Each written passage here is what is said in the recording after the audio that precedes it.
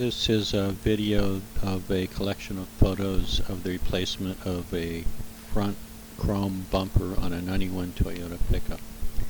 Hopefully it'll help someone if they decide to do the same thing. My bumper was completely rusted on the outside. It was completely rusted in behind the outside. You could see that the mounting brackets were beginning to fail, and it had holes rusted through from the exterior, and I was using glues in an attempt to keep the parking and turn signal lights in place until I could replace it. I could see that the mounting brackets were in fairly good condition, so I decided to reuse those, and they came off fairly easily. I did use some lubricants on them to remove them, but they came off pretty good, and they were in fairly good condition once I got them off, so I was able to clean them up and then coat them with paint and undercoating as well. I used WD-40 to remove a lot of the parts, but the favorite lubricant I use is called PP Blaster, which a lot of people use.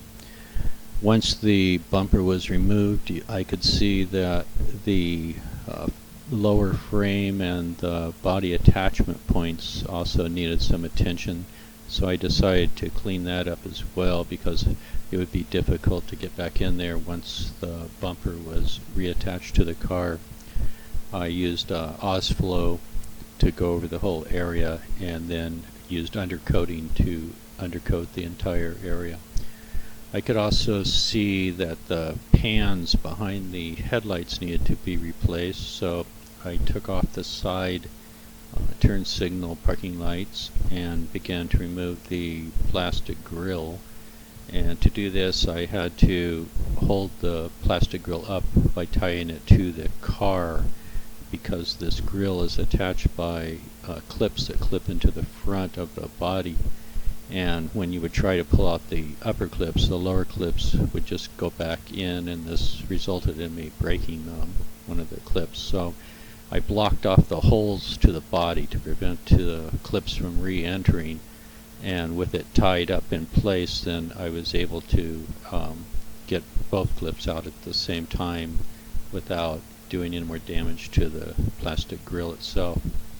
And this is an image of the once the grille's removed, and I still have to get to the headlights and the headlight pans.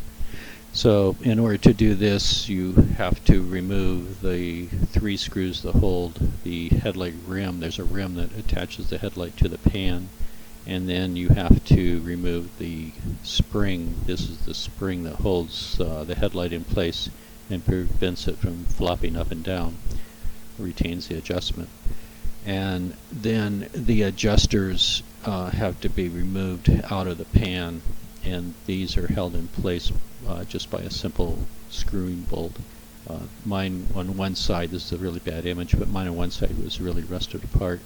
This is the pan once I got it out on the very rusted side, and I could remove those little tiny screws with WD-40 and vice grips.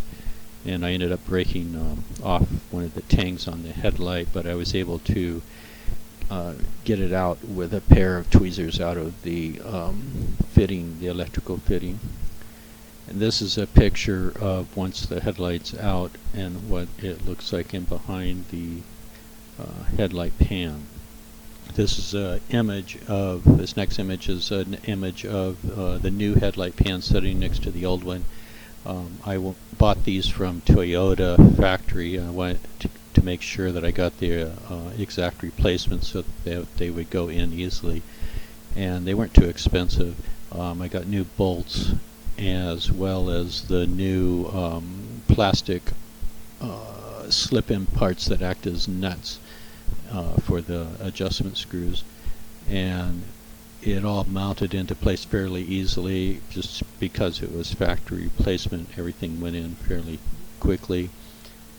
The new parts, plastic parts, snapped right into the new pans. And then this is an image of, I decided to replace this chrome bumper with just a black metal bumper, which I painted with anti-rust and undercoating in behind it completely, and there's a rock shield on there as well.